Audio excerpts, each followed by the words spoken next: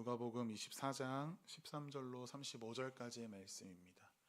말씀이 길어서요. 우리 13절에서 17절 그리고 28절부터 35절까지의 말씀만 먼저 읽고 나머지 말씀은 우리가 중간중간 찾아가며 읽도록 하겠습니다. 앞에 화면에 준비해 두었습니다. 한 절씩 교독하도록 하겠습니다. 그날에 그들 중 둘이 예루살렘에서 25里 되는 엠마오라 하는 작은 마을로 가면서 그들이 서로 이야기하며 문의할 때에 예수께서 가까이 이르러 그들과 동행하시나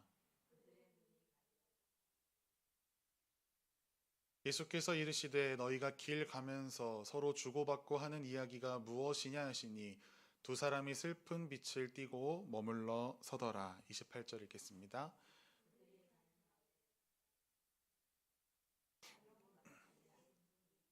그들이 강권하여 이르되 우리와 함께 유하사이다.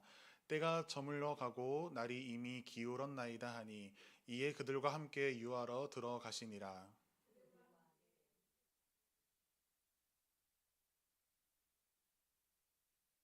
그들의 눈이 밝아져 그인 줄 알아보더니 예수는 그들에게 보이지 아니하시는지라.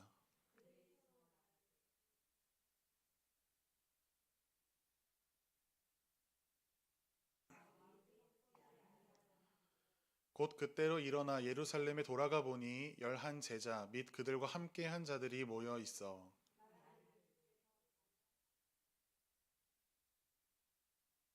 두 사람도 길에서 된 일과 예수께서 떡을 떼심으로 자기들에게 알려지신 것을 말하더라. 아멘. 다시 뜨겁게 라는 제목으로 말씀의 은혜를 나누겠습니다. 오늘도 하나님을 예배하는 사랑하는 성도님들을 환영하고 축복합니다. 오늘도 우리의 예배가 하나님 앞에 기쁨 되어지기를 간절히 소망합니다. 부활절이 지나고 3일 되었습니다. 부활의 기쁨이 여전히 여러분의 삶 속에 가득하십니까? 성경은 예수님께서 부활하시고 그 이후에 많은 사람들에게 나타나셨다라고 기록하고 있습니다. 예수님은 먼저 막달라 마리아에게 나타나셨습니다. 그리고 무덤에서 돌아오는 여인들에게 나타나셨습니다. 오늘 본문에서와 같이 엠마오로 가는 두 제자에게도 나타나셨고 시몬 베드로에게도 나타나셨습니다. 도마에게도 나타나셨고 갈릴리 바다에서 고기를 잡던 7 제자에게도 나타나셨습니다. 많은 형제에게 일시에 나타나셨고 야고보에게도 나타나셨습니다. 승천하실 때 많은 사람들 앞에 나타나셨으며 또 사도 바울 앞에도 부활하신 예수 그리스도께서 나타나셨습니다. 이 많은 장면들 가운데 부활하신 예수님을 만난 가장 극적이고 아름다운 장면이 바로 오늘 우리가 읽은 본문이 아닐까 싶습니다. 슬픈 빛을 띠고 고향으로 돌아가던 두 제자에게 예수님께서 찾아오셨습니다. 부활을 믿지 못하는 두 제자의 마음을 뜨겁게 바꾸어 주셨습니다. 오늘 예배를 통해 우리 또한 마음이 뜨거워지는 은혜가 있기를 소망합니다. 무지하고 믿음이 연약한 제자들을 주님께서 어떻게 다루시는지 그 자비롭고 인자하신 성품을 통해 우리가 예수님을 더욱 닮아가기를 소망합니다. 오늘 본문에 등장하는 두 제자는 9절에 나오는 사도와 다른 모든 이들, 즉 예수님의 제자들 중에 한 사람이었습니다. 그중 하나의 이름은 글로바였고 다른 한 사람의 이름은 등장하고 있지 않습니다. 그들은 여인들이 예수님의 부활을 알린 그날, 우리가 주일이라고 이야기합니다. 사도들과 함께 예루살렘에서 그 소식을 직접 들었습니다. 하지만 그들은 여인들의 이야기를 믿지 못했습니다. 분명 꽤나 놀랐습니다. 그러나 도저히 믿을 수는 없었습니다. 그래서 그들은 자신들의 고향인 엠마오로 향하고 있었습니다. 오늘 우리가 함께 읽은 본문 또 22절부터 24절의 말씀을 보시면 예수님의 부활에 대한 그들의 불신을 발견할 수 있습니다. 성경이 있으신 분들은 오늘 본문 22절에서 24절을 한번 보시겠습니까? 읽어드릴게요. 또한 우리 중에 어떤 여자들이 우리도 놀라게 하였으니 이는 그들이 새벽에 무덤에 갔다가 그의 시체는 보지 못하고 와서 그가 살아나셨다 하는 천사들의 나타남을 보았다 함이라. 또 우리와 함께 한 자 중에 두어 사람이 무덤에 가 과연 여자들이 말한 바와 같음을 보았으나 예수는 보지 못하였느니라. 이들의 표현을 보니까요, 예수님의 부활을 도저히 믿을 수 없다라는 마음이 우리에게 들려옵니다. 그들은 분명하게 이야기하지 않고 부정적인 이야기만 합니다. 천사가 나타났다. 예수님은 못 봤다. 그들과 함께 한 자 중 두어 사람, 곧 베드로와 요한도 무덤에 가서 여인들의 이야기를 확인해 보았는데 결론은 예수를 보지 못했다였습니다. 그들의 결론, 주님의 부활을 믿기 어렵다. 왜 이들은 예수님의 부활을 믿지 못했던 것일까요? 그들의 믿음이 부족했던 이유가 무엇일까요? 그 답은 17절에서 찾을 수 있습니다. 두 사람이 길을 갈 때 예수님께서 같은 길로 내려가는 순례자처럼 이들 사이에 자연스럽게 다가오셨습니다. 그리고 그들에게 이렇게 이야기하십니다. 너희가 길 가면서 서로 나누고 있는 이야기가 과연 어떤 이야기이냐? 그 질문을 듣고 두 사람은 그 자리에 머물러 섰습니다. 17절에 보니까요, 맨 끝에 보시면 두 사람의 낯빛이 슬픈 빛이었다라고 성경은 기록합니다. 이것은 그들이 여인들의 이야기를 믿지 못했기 때문입니다. 주님의 부활을 믿기 힘들었던 이유가 이것입니다. 그들의 마음이 슬픔으로 가득 차 있었기 때문입니다. 그들은 예수님을 진실로 따르던 제자였습니다. 모든 것을 버리고 소망을 주님께 두었던 자들입니다. 예수님을 하나님께서 보내신 선지자로 믿었고 이스라엘을 구원할 것이라고 믿었습니다. 그런데 그 예수님께서 너무나 억울하게 그리고 너무나 허무하게 돌아가셨습니다. 그들이 예수님께 얼마나 소망을 두고 있었든지 예루살렘에서 엠마오까지 25리라고 하는데요. 11km입니다. 그 거리를 걸어가면서 계속해서 예수님에 대한 이야기만 하고 있는 것을 우리는 볼 수 있습니다. 아마 이런 이야기 하지 않았을까요? 어떻게 그분이 돌아가실 수가 있지? 그때 그분이 하신 이야기는 어떻게 되는 거야? 오병이어의 기적도 보이시고 나사로도 살리신 그분이 대체 어떻게 된 거야? 그분은 정말 이스라엘을 속량할 자가 아니었던 것일까? 아니면 참 메시아를 우리가 알아보지 못하고 죽인 것이 아닐까? 이 모든 일들을 서로 이야기하고 때로는 논쟁하면서 엠마오로 가는 그 길 내내 예수님에 대한 이야기만 그들이 나누었습니다. 그만큼 그들이 예수님을 향한 기대가 굉장했습니다. 하지만 그 기대는 예수님께서 십자가에 달려 돌아가심으로 인하여 산산조각 나버렸습니다. 허탈함과 허망함, 슬픔을 가득 안고 그들은 집으로 돌아가고 있습니다. 예수님께서 그러한 그들에게 너희가 무슨 얘기를 주고받았느냐라고 물어보니 이 두 제자가 성을 내면서 이렇게 이야기합니다. 당신 예루살렘에서 오는 길이라고 했으면서 그곳에서 일어난 일이 무슨 일인지 어떤 난리가 났었는지 알지 못하는 게 말이 됩니까? 예수님의 죽으심이 당시 예루살렘 안에서 많은 사람들에게 알려질 만큼 떠들썩한 이야기는 맞습니다. 너 혼자만 왜 몰라? 라고 묻는 걸 보면 이 두 제자는 온통 예수님의 생각과 기대로 가득 차 있었다라고 우리가 말할 수 있습니다. 다른 모든 사람이 이 일에 대하여 왜 당연히 알지 못하는 것인가 라고 생각할 만큼 그들이 예수님을 향한 기대가 있었습니다. 예수님은 그들 마음 상태를 다 드러내기 위해서 이미 그들의 마음을 알고 계셨지만 무슨 일이냐라고 물으셨습니다. 그러자 그들이 이렇게 대답합니다. 18절부터 21절까지의 내용입니다. 나사렛 예수의 일이니 그는 하나님과 모든 백성 앞에서 말과 일에 능하신 선지자이거늘 우리 대제사장들과 관리들이 사형 판결에 넘겨주어 십자가에 못 박았느니라. 우리는 이 사람이 이스라엘을 속량할 자라고 바랐노라. 이뿐 아니라 이 일이 일어난 지가 사흘째요. 사흘이라는 것은 팔레스타인 지방에서 이 사람이 정말로 죽었다라는 것을 확신하는 때입니다. 이들이 부활에 대한 소망, 예수님께서 다시 일어나시지 않을까라고 했던 소망은 4일 뒤 정말 죽었구나라고 하는 판결로 나아갔습니다. 이 대답에서 우리는 두 제자의 슬픔이 어디에서부터 왔는가를 알 수 있습니다. 그들은 예수님이 하나님께서 보내신 선지자라고 굳게 믿었습니다.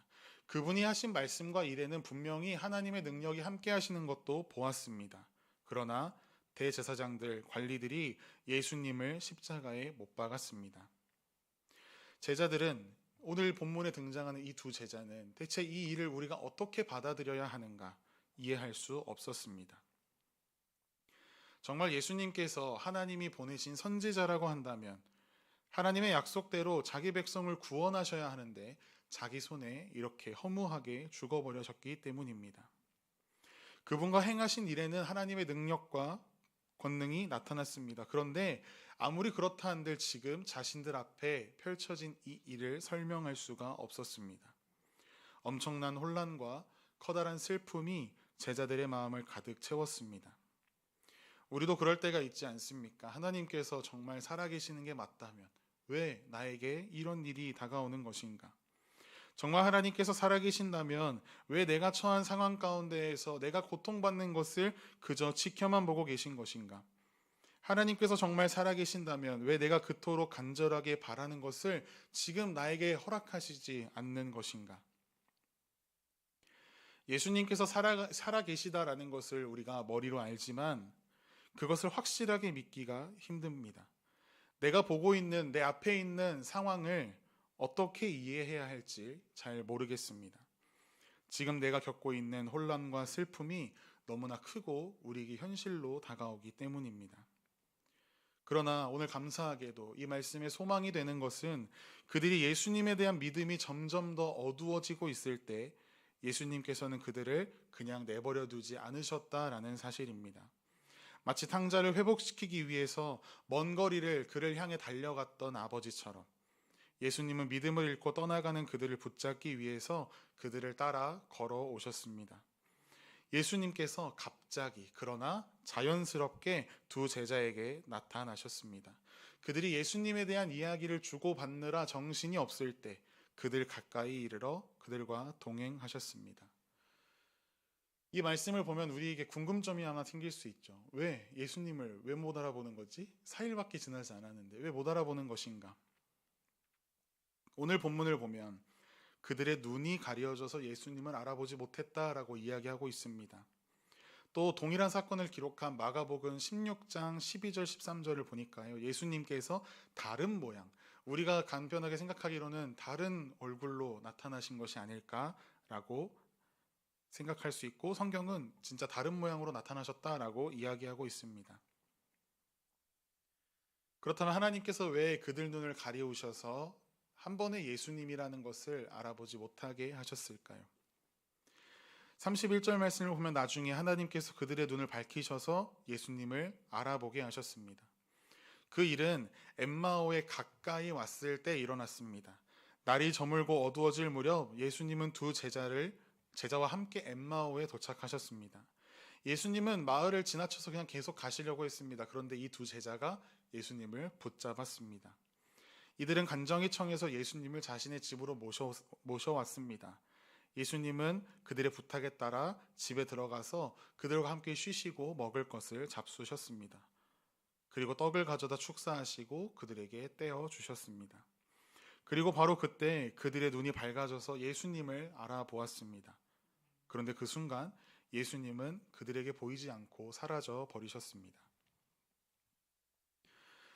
어떤 사람은 예수님께서 떡을 가지고 축사하시고 떼어 그들에게 주시는 장면에서 성찬이 기억났나 보다라고 생각하는 사람들이 있습니다. 하지만 그 마지막 만찬은 예수님의 12제자, 우리가 알고 있는 사도라고 이야기하는 그들과 나누셨고 이 두 사람은 사도가 아닙니다. 예수님을 따르던 제자 중 하나였습니다. 33절을 보면 그들이 예루살렘을 돌아갔을 때 우리가 알고 있는 그 11제자가 이들을 맞이했다라고 하는 것을 보면 이들은 예수님과 함께 떡을 떼는 교제를 하지 못했던 사람들입니다. 오늘 본문의 저자인 누가는요, 두 제자가 무엇을 보고 예수님을 알아보았는가에 대해서는 정확하게 기록하고 있지 않습니다. 하지만 분명히 말하고 있는 것은 처음에는 그들의 눈이 가리워져서 알지 못했으나 그들의 눈이 나중에 밝아져 예수님을 알아봤다라는 것입니다. 수동태입니다. 하나님께서 그렇게 하셨습니다. 하나님께서 그들의 눈을 가리셨고 이후에 하나님께서 다시 그들의 눈을 뜨게 하셨습니다. 그렇다면 우리에게 다가오는 질문은 왜 그렇게 하셨는가라는 것입니다. 처음부터 예수님을 알아보게 했다면 그들의 슬픔이 한 방에 사라지지 않았을까? 그 마음이 바로 뜨겁게 불타오르지 않았을까라는 질문이 우리 안에 있습니다. 우리도 그렇습니다. 내가 원치 않은 상황에서 하나님께서 능력을 보여주셔서 그 일이 해결되어지거나 내가 간절히 바라는 것이 이루어지지 않는 상황 가운데서 하나님께서 기적 가운데 그것을 이루어 주신다면, 한마디로 살아계신 하나님께서 당신이 살아계시다라는 증거를 우리에게 한 방에 보여주시면 혼란과 슬픔이 가득 찬 내 마음이 뜨거운 믿음으로 일어설 수 있을 것 같은데 하나님께서는 그렇게 일하시지 않습니다. 예수님을 알아본 순간 그들의 시야에서 예수님이 사라져 버리셨습니다. 다시 예수님이 없어져 버린 겁니다. 그런데 두 제자는 서로에게 이야기합니다. 우리의 마음이 뜨겁지 아니하더냐. 그런데 그 이유를 살펴보니 예수님을 만나서 우리의 마음이 뜨겁다가 아니라 그분이 우리에게 말씀을 풀어주실 때 우리의 마음이 뜨겁지 아니하더냐라고 오늘 성경은 기록하고 있습니다. 그들의 마음에 가득 차 있던 의심과 혼란과 슬픔 모두 걷어내고 그들의 마음을 뜨겁게 만든 것은 다른 것이 아니라 오직 하나님의 말씀이었습니다. 성경에 기록된 하나님의 뜻을 예수님께서 풀어주실 때, 그래서 그들의 오해가 바로잡혔을 때, 그들이 보고 있는 상황에 대한 하나님의 설명을 그들이 들었을 때 그들의 마음이 믿음으로 뜨겁게 불타올랐습니다. 그들이 오늘 회상하고 있는 그 길 위에서 예수 그리스도를 만났을 때 일을 자세히 살펴보면 이렇습니다. 그들이 큰 혼란과 슬픔 가운데 빠져서 예수님 앞에 예수님인 것을 알아보지 못하고 우리가 너무 슬픕니다 라고 토로할 때 예수님께서 그들을 책망하세요. 미련하고 선지자들이 말한 모든 것을 마음에 더디 믿는 자들이여, 그리스도가 이런 고난을 받고 자기의 영광에 들어가야 할 것이 아니냐. 미련하다, 예수님께서 멍청하다라고 경멸하신 게 아니에요. 생각과 이해가 부족하구나, 아직 멀었구나라는 평가입니다. 하나님께서 선지자를 통해 너희에게 분명히 말씀하신 것을 너희는 아직 이해하지 못하고 있구나. 말씀대로라면 당연히 그리스도가 고난을 받고 자기 영광에 들어가야 하는 것을 너희가 알지 못하느냐. 그리고 예수님께서 그들에게 강해 설교를 시작하신 거예요. 예수님의 긴 설교가 시작되었습니다. 모세 오경에서부터 선지서에 이르기까지 예수님께서 하나님께서 메시아에 대해 말씀하신 그 내용들을 다 풀어주셨습니다. 예수님께서 직접 전해주신 구약에 대한 강해 설교, 이름만 들어도 놀랍지 않습니까? 이 제자들에 대한 오해와 무지가 한 방에 해결되었을 것입니다. 그리스도에 대한 그들의 잘못된 기대가 확실히 바로 잡혔을 것입니다. 그래서 그들이 예수님을 알아보고 나서 이렇게 이야기한 것입니다. 길에서 우리에게 성경을 풀어주실 때에 우리 속에서 마음이 뜨겁지 아니하더냐. 물론 부활하신 예수님의 얼굴을 다시 보았던 것도 그들에게 큰 기쁨이 되었을 것이지만 그걸로 충분하지 않았습니다.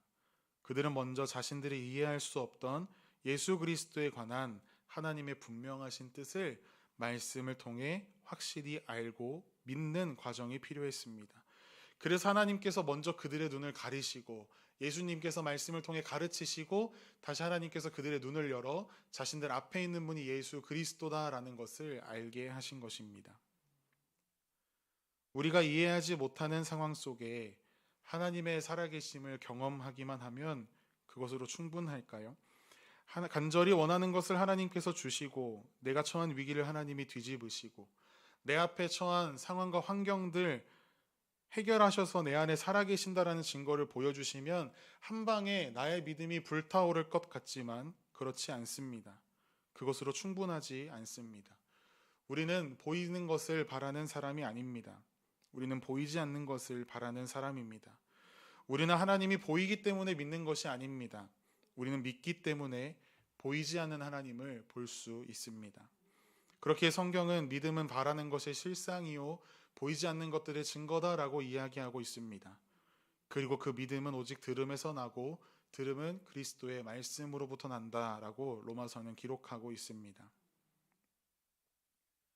그렇게 마음이 말씀으로 인하여 뜨거워진 그들이 자리를 박차고 일어납니다. 즉각적인 반응이죠. 믿음을 거의 포기한 채로 고향으로 돌아와서 다시 옛날에 하던 일 해야겠다. 안 되면 다른 일에서 자리 잡지라고 생각하던 그들, 부활하신 예수님을 직접 보았을 뿐만 아니라 왜 예수님께서 죽으시고 부활하셔야 했는지 성경을 통해 하나님의 뜻을 분명히 알자마자 그들은 우리가 엠마오에 괜히 왔다. 여기에 더 이상 시간을 쏟을 수 없다라고 판단합니다. 그래서 그 즉시 다시 예루살렘으로 돌아왔습니다. 22km를 걸었습니다. 아마 오는 길은 엠마오로 가는 길은 굉장히 느리고 무거웠을 테지만 예루살렘으로 돌아가는 길은 빠르고 힘차고 가벼웠을 것입니다. 그곳에 가보니 11 제자가 그들과 함께 한자리에 있었습니다. 그들이 기쁜 소식을 알리기 전에 먼저 제자들이 이야기합니다. 주께서 살아나셨고 시몬 베드로에게 보이셨다. 엠마오에서 올라온 오늘 본문의 주인공인 이 두 제자들도 자신들의 경험을 간증했습니다. 길에서 있었던 일, 예수님께서 떡을 떼어주시고 그때 말씀이 깨달아져서 예수님을 알아봤던 일에 대해서 나눴습니다. 사실 성도가 모여서 해야 하는 교제가 이런 교제가 아닐까요? 우리는 살아계신 하나님, 그분의 말씀을 의지하며 살아가고 서로의 믿음을 굳건하게 세워주는 교제를 일궈내야 합니다. 살아계신 예수님을 말씀으로 경험하고 불타는 믿음으로 서로를 권하고 붙들어 주어야 합니다. 살아계신 하나님을 믿는 그리스도인의 교제가 세상 사람들이 하는 교제와 같아서는 결코 안 됩니다. 비방이나 불평으로 끝나는 교제, 염려나 근심으로만 늘어놓는 교제가 아니라 또 이 땅에서 잘 먹고 잘 사는 것에 대해서만 나누는 교제가 아니라 부활하여 우리와 함께 하시는 예수 그리스도, 말씀으로 그의 뜻을 밝히 보이시는 예수 그리스도, 그 불타는 믿음을 우리가 함께 나누어야 할 줄 믿습니다. 우리에게는 모든 비방과 불평을 막아주는 놀라우신 능력, 하나님의 말씀이 있습니다. 우리의 염려와 근심을 모두 맡길 살아계신 하나님이 우리와 함께 하십니다. 우리의 소망은 이 땅이 아니라 저 하늘에 있다라고 하나님의 말씀이 분명하게 제시하고 있습니다. 세상 사람들이 가지고 있는 혼란과 슬픔에 우리가 똑같이 빠져 있어서는 안 됩니다. 하나님의 말씀으로 서로의 마음에 있는 믿음이 뜨겁게 불타도록 도와주어야 합니다. 그것이 우리의 교제가 되어야 합니다. 오늘 부활하신 예수님을 서로에게 뜨거운 마음으로 전했던 제자들의 모습처럼 말입니다. 사랑하는 여러분, 그렇기에 우리가 말씀을 제대로 아는 것이 너무 중요합니다. 왜냐하면 우리의 믿음이 말씀을 아는 것에 달려있기 때문입니다. 여러분의 삶 가운데 살아계신 하나님이 잘 느껴지지 않을 때, 여러분이 처한 환경에서 살아계신 하나님에 대한 믿음이 연약해지고 큰 혼란과 슬픔이 마음을 가득 채울 때 오직 하나님의 말씀을 더 굳게 붙드시길 바랍니다. 매일 말씀을 읽고 묵상하며 말씀을 붙들고 기도의 자리로, 또 말씀을 붙들고 하나님께서 여러분의 허락하신 삶의 자리로 나아가시길 바랍니다. 여러분의 믿음을 뜨겁게 불타게 하고 살아계신 하나님을 보게 하는 힘은 오직 하나님의 말씀에서 나온다라는 사실을 기억하십시다. 말씀으로 나의 믿음을 세우고 내 곁에 있는 우리 성도 각 지체의 믿음을 세워주는 우리가 되기를, 다시 하나님의 말씀으로 뜨겁게 되는 은혜가 오늘 저와 여러분의 삶에 가득하게 되기를 간절히 소망합니다. 우리 함께 찬양하고 기도하겠습니다. 아까 우리